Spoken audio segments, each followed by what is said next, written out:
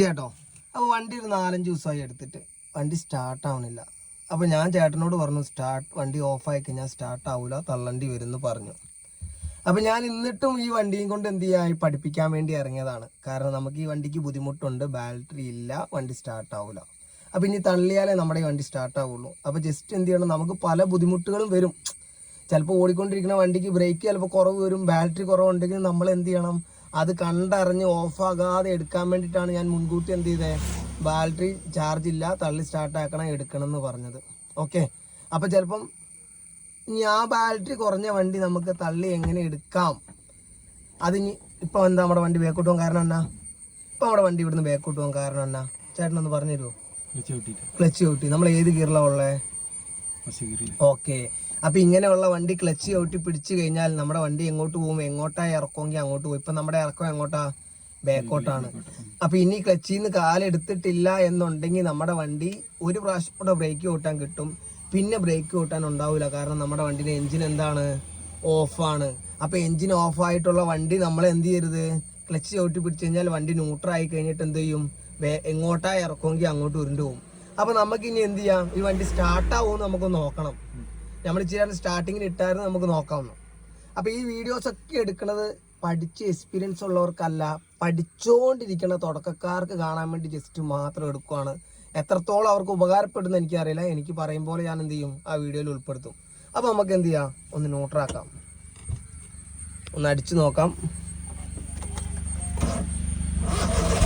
ഓ ഭാഗ്യം, സ്റ്റാർട്ടായി.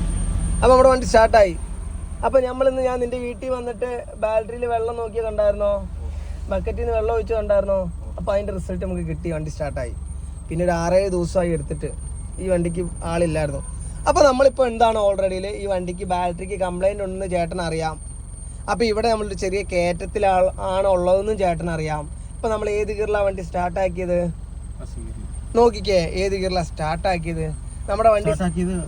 യെസ്, നമുക്ക് മനസ്സിനുള്ളിൽ നിങ്ങൾ ഓർമ്മ വരുന്ന സ്റ്റാർട്ടിങ് എന്ന് പറയുമ്പോൾ മുന്നോട്ട് പോണ കാര്യമാണെന്ന് തോന്നുന്നു. മുന്നോട്ട് പോണ കാര്യമല്ല, വണ്ടി എൻജിൻ സ്റ്റാർട്ട് ചെയ്യണം നമ്മൾ ഏത് ഗിയറിലിട്ടിട്ടാണ്? ഓക്കെ, വണ്ടി മുന്നോട്ട് മൂവ് ചെയ്യിക്കണയാണ് നമുക്ക് ഏത് ഗിയർ വേണ്ടത്? ഓക്കെ, അപ്പോൾ ഇപ്പോൾ ഇവിടെ നമുക്ക് ഇനി ഏത് ഗിയറിൽ ഇടണം? ഓക്കെ, ഫസ്റ്റ് ഗിയർ ഇടാം. അപ്പോൾ ആ ഫസ്റ്റ് ഗിയർ ഇടണമെങ്കിൽ കൈ ഗിയറിലോട്ട് വരുന്നതിന് മുന്നേ നമ്മൾ എന്ത് ചെയ്യാനുണ്ട്? ചവിട്ടാനുണ്ട്. ചേട്ടാ ഇപ്പോൾ എത്ര നാൾ കൂടിയിട്ടാണ് ഇന്ന് ക്ലാസ് എടുക്കാൻ വരുന്നത്? 1 മാസമായി. നമ്മൾ ഇതിന് മുന്നേ എത്ര ക്ലാസ് എടുത്തിട്ടുണ്ട്? 4 ക്ലാസ്. എത്ര വയസ്സായി? 58 വയസ്സായി. ഓക്കെ, എന്നാലും ചേട്ടൻ ഇന്ന് 1 മാസം കൂടിയിട്ട് ഇന്ന് വന്നിട്ടും ചേട്ടൻ ആ 4 ക്ലാസ് എടുത്തതിൻ്റെ ഇമ്പ്രൂവ്മെൻറ്റ് ചേട്ടന് കിട്ടുന്നുണ്ടോ, അല്ലെങ്കിൽ മൊത്തം പോയോ, കിളി പോയിട്ടുണ്ടോ? ആ ഉണ്ട്. അപ്പോൾ ഓക്കെ, അപ്പോൾ നമുക്കിനി ഇവിടുന്ന് എടുക്കണം. നമ്മളപ്പോൾ എന്ത് ചെയ്യും? ക്ലച്ച് ചവിട്ടിക്കും. അപ്പോൾ നമുക്ക് പഠിച്ച് വരുന്നവർക്ക് നമുക്കൊന്ന് ഉപകാരപ്പെടാൻ വേണ്ടി തന്നെയാണ്. ഓക്കെ, ക്ലച്ച് ചവിട്ടി. ഇനി നമുക്ക് ഏത് ഗിയറിലിടണം? Okay, first ഗിയറിലിട്ടു.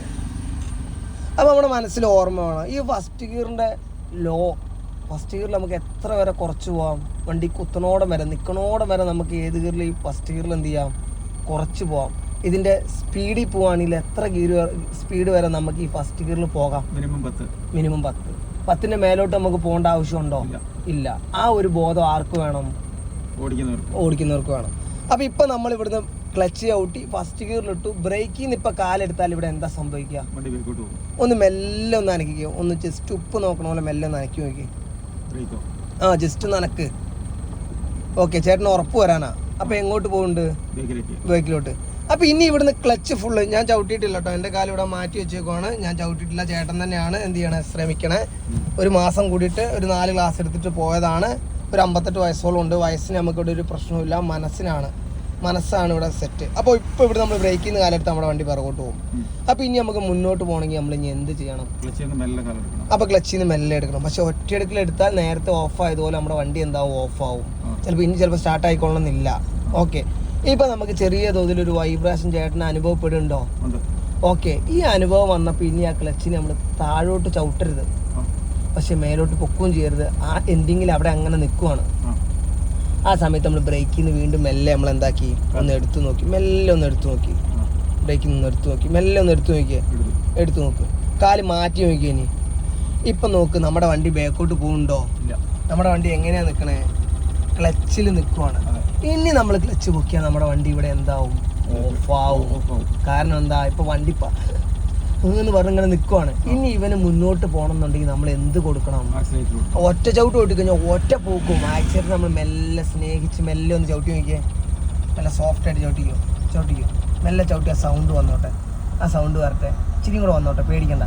അത്ര വേണ്ട, കാരണം ഈ ആ ഒരു സൗണ്ട് ചേട്ടൻ ആ സൗണ്ടിൽ ഇങ്ങനെ നിൽക്കണം. ഇച്ചിരി കൂടെ ചവിട്ടിക്കോ, ടെൻഷൻ അടിക്കണ്ട. ആ സൗണ്ട് വന്നോട്ടെ, ഇച്ചിരി കൂടെ വന്നോട്ടെ, പേടിക്കണ്ട, ടെൻഷൻ അടിക്കുകയോ വേണ്ട. ഇച്ചിരി കൂടെ ചവിട്ടിക്കോ, ആക്സിഡന്റ് ഇച്ചിരി കൂടെ ചവിട്ടിക്കോ, അങ്ങനെ നിൽക്കട്ടെ. ഇനി ആ ആക്സിഡന്റ് ഇത് കൂടണ്ട.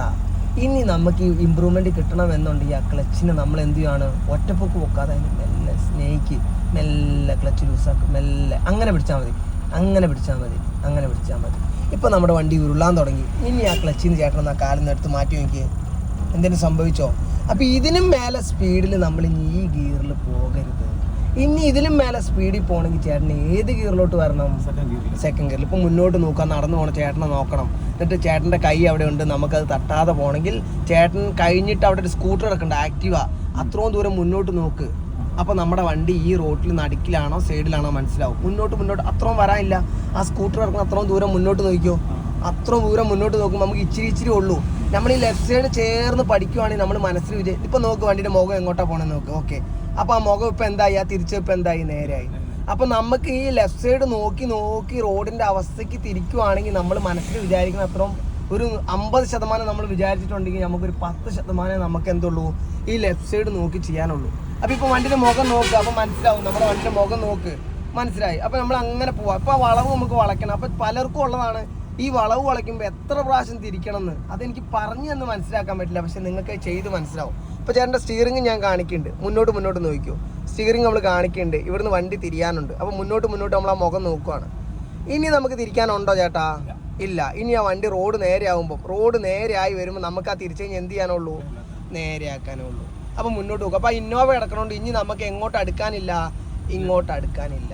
വീണ്ടും നമുക്ക് ഇന്നോവേൻ്റെ അത്രയും ദൂരം മുന്നോട്ട് നോക്കുമ്പോൾ നമുക്ക് ഇന്നോവേൻ്റെ അടുത്തേക്ക് ഇനി വരണ്ട, നമുക്ക് മെല്ലെ എങ്ങോട്ട് വന്നാൽ മതി. ഇനി മെല്ലെ എങ്ങോട്ട് വന്നാൽ മതി? മെല്ലെ വന്നാൽ മതി. കാരണം ഇന്നോവ ഉള്ളതുകൊണ്ടാണ് വന്നത്. പക്ഷെ ഇനി ഇതിന് മേലെ സ്പീഡിൽ ചേട്ടൻ പോകണോ? വേണ്ട. ഇതിന് മേലെ സ്പീഡിൽ പോകണം എന്നുണ്ടെങ്കിൽ ചേട്ടൻ ഏത് ഗിയറിലിട്ടിട്ട് പോകണം? അപ്പോൾ നമുക്ക് സെക്കൻഡ് ഗിയർ എവിടെയാണെന്ന് അറിയോ? അന്ന് ആക്സിഡന്റ് നിന്ന് കാലെടുത്തു, ക്ലച്ച് ഒന്ന് സമാധാനത്തിൽ ചവിട്ട്. ഈ മുന്നോട്ട് നോക്ക്, വണ്ടി കണ്ണു തുറന്ന് മുഖം നോക്ക്.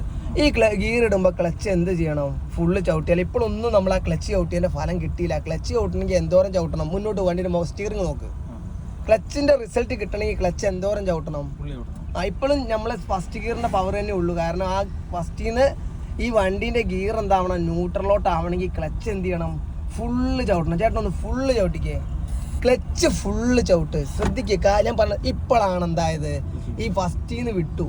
ഇനി നമുക്ക് സെക്കൻഡിലോട്ട് വരാം. ന്യൂട്രാക്ക് സെക്കൻഡിലിട്.